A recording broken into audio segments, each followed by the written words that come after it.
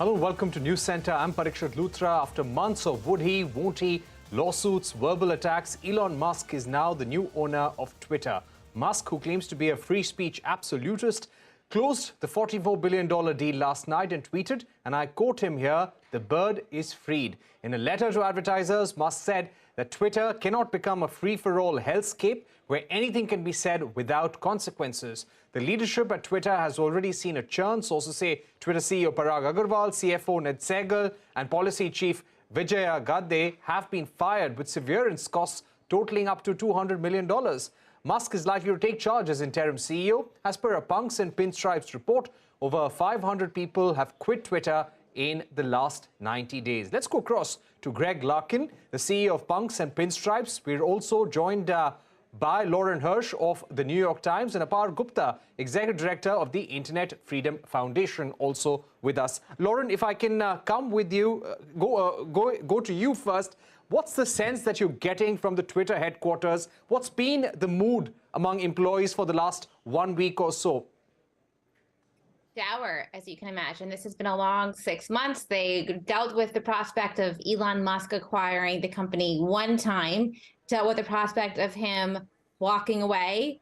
It's 5 months of uncertainty, 5 months of legal battles. Then all of a sudden in 3 weeks, Musk closed the deal, and his immediate thing that he did was fire top executives. And that is not something that's typical in M&A deals. And that is a sign from Elon Musk that he is here, he is in charge, and no one is safe. So it is very uncertain, very concerned. Of course, there are some people who think Elon Musk is going to be Twitter's savior. So there are some that are happy that he has arrived, but there's a lot of fear right now as to what this means for jobs of loyal employees.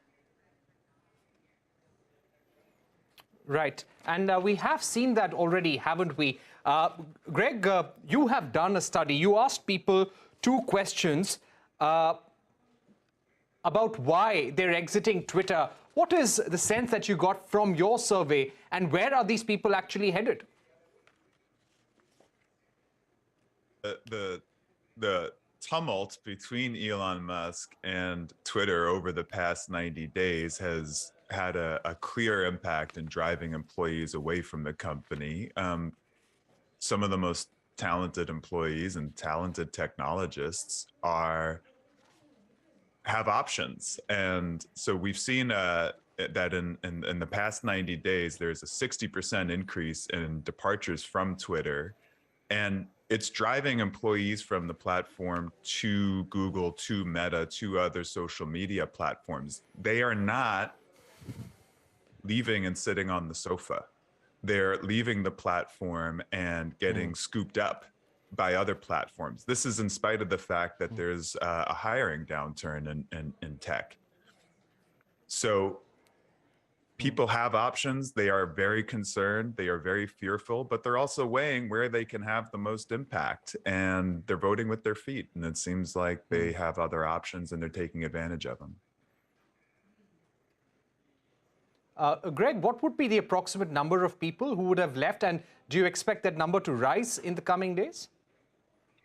Sure. So we have identified that 600 people left in Q3, and that's a 60% increase. 300 and about 400 people left in Q2. So each month, the number of people who have been departing are about, give or take, going up by about 60%.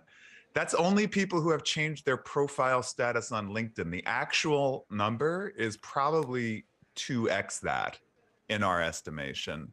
I do expect that to increase.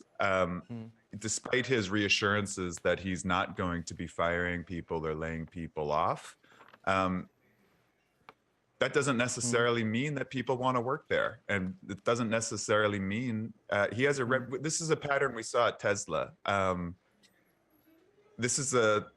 Elon has a track record of sort of shooting from the hip, and that kind of tumultuousness is not necessarily something that every employee wants to work within. And so voluntary departures are a factor at this stage. Right. Apar, a lot of concerns A lot of views on how Elon Musk will approach issues like what is actually his larger goal? Does he want to boost revenue? Does he want to transform Twitter? Does he want to build a super app? What about his approach towards content moderation? What would you be watching out for? And how do you see his statement that Twitter cannot become a free-for-all hellscape? In addition to adhering to the law of the land, the platform must be warm and welcoming for all. So, Parikshit, some amount of analysis which has already happened has focused on Elon Musk and his personality. And I think that's well merited because the nature of the entity of Twitter being a publicly traded company is now being transformed to a privately held one where there is substantial ownership stake and control by Elon Musk. There is no obligation on him, in a sense, to give a quarterly earnings report to the public to shore up the share price. In a way, he can act nimbly towards executing his vision. And here the question which quite often arises for us is actually what is his vision? Because it seems sometimes so simplistic.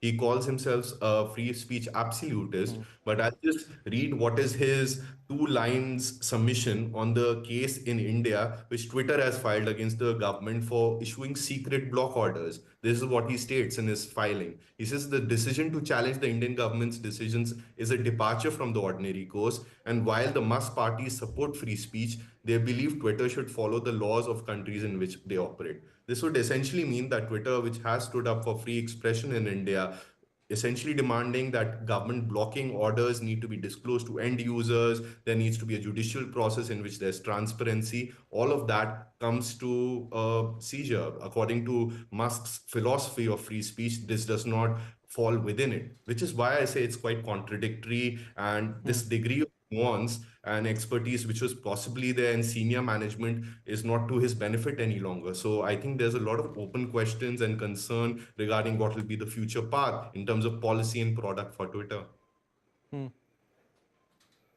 Right. Do you also get a sense that we have seen some conciliatory tones towards countries which are regulating big tech?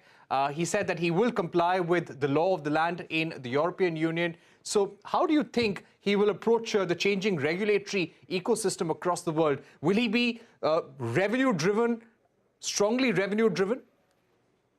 So I think some hints are evident in his statement one day before the takeover, in which the statement itself is preceded by a message which is aimed towards advertisers, right? So, and it ends again that he wants the platform not to be completely commercially unsustainable, but he is ideally looking at a platform where there's healthier online conversation. And I think that is a challenge, not only for Twitter, it's a challenge for most social media companies.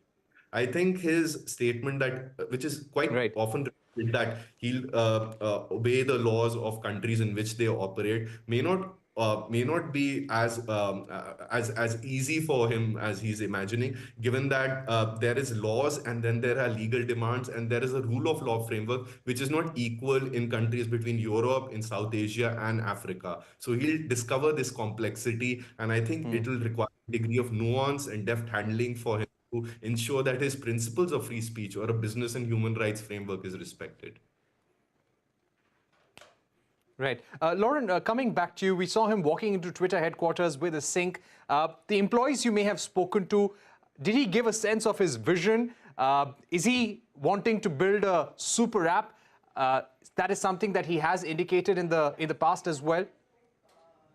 It is something he's indicated in the past and continues to indicate, but there's a lot of, there continues to be a significant lack of clarity as to what his actual plans are, in part because they're very ambitious. And listen, sometimes Elon Musk's very ambitious plans have worked out. So doubting him is a risky proposition, but there have also been, ambitious plans of his and others that haven't. And it's just unclear, this idea of a super app it makes sense. They have been hugely successful in Asia, but many people in the US have tried and they've failed. It's very hard to do a super app in the US, partially because we're larger. We're not as consolidated as a people. So it's harder to roll out. And so these big visions, they got investors on board. They got a lot of fans on board How he's going to implement it and whether he's going to implement it, those are huge remaining questions. Right, huge questions there. Greg, coming back to you, there has been a lot of debate on how he may go ahead and restore Twitter accounts of people like Donald Trump. Twitter had earlier permanently suspended the account of Donald Trump. What is the larger expectation, and how will this go ahead? I think the larger expectation is that he's guilty until proven innocent, meaning this is very different than any of the essentially industrial hardware businesses that he has run in the past. Running a social media app and restoring the accounts of people who have historically, or institutions which have historically abused it and manipulated it and used it as a platform for amplifying misinformation or something akin to propaganda, is very different than building a car or a spaceship, where if you don't like the outcome of the engineering project, you can dial it back.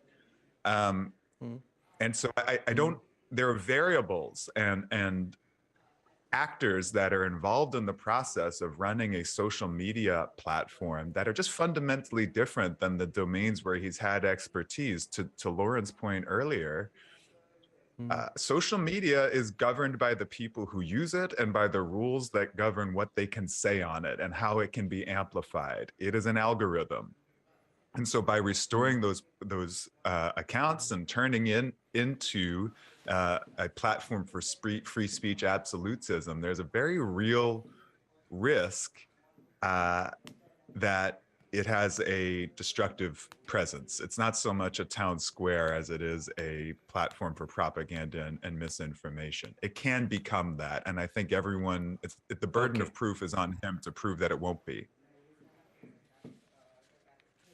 All right, and we'll also have to see the challenges that he may face in dealing with the changing regulatory ecosystem when it comes to social media in India as well. We've run out of time, but Apar, Gupta, Greg Larkin, Lauren Hirsch, thank you very much for joining us here on Newscentre, giving us your view on the big Elon Musk takeover of Twitter and what this will mean for the microblogging site in future. Thanks once again for being with us.